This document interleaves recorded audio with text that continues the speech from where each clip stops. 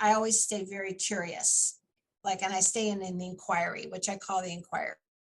So I started thinking, well, if that's in there and that's something, then there's much more that my body is telling me. So then, I just started making it like a game, and I would kind of check in with myself, like, how's it, what's it feel like in there? And when I first started it, Anthony, I would stay in my head and I would be like, oh, everything's fine. I feel fine. Everything's great. Everything is beautiful. You would deny it. You would kind of like repress that. Yeah, I think, I don't even think, I had to have denied it so much that I wasn't even in communication with it. I've learned to,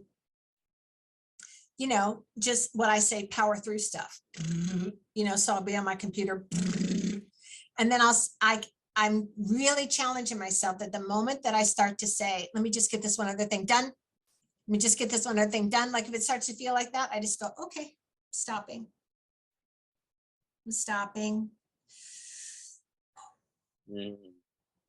Taking a pause. Yes, I take a pause. And then when I feel myself, like it feels like a getting centered place, I don't feel that yee, and I feel that go, then I'm like, okay, great, let's start again.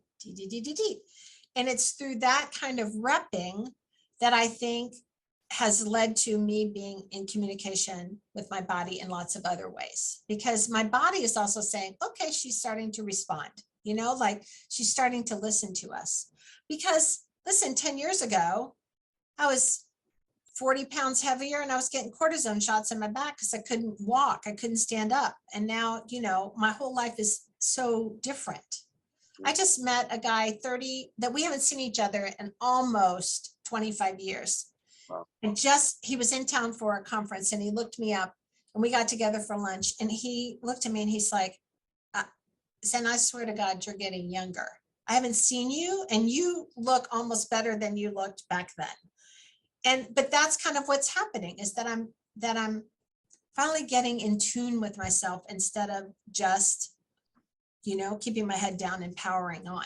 Because I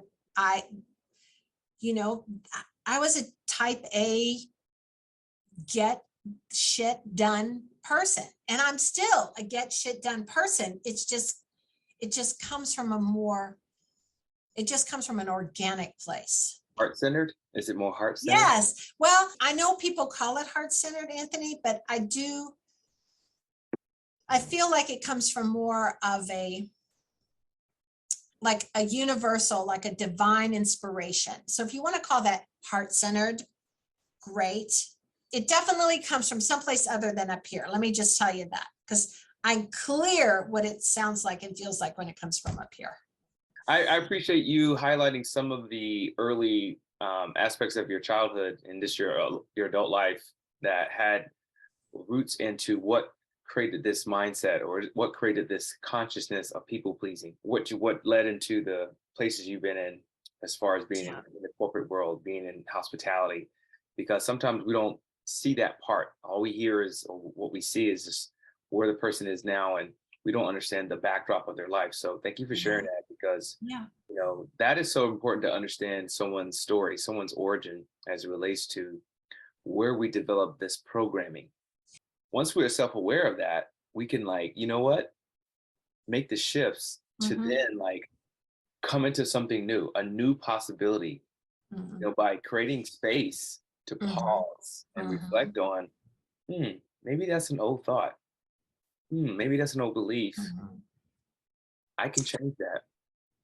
So beautiful, Anthony, about the creating the pause and the coding, right? So it's contextual healing. It's realizing that was one of the greatest gifts that I really started to let sink in, that it really was a code that I started to develop. I did a talk one time and I said, when we popped out of the womb, I said, we all were in love.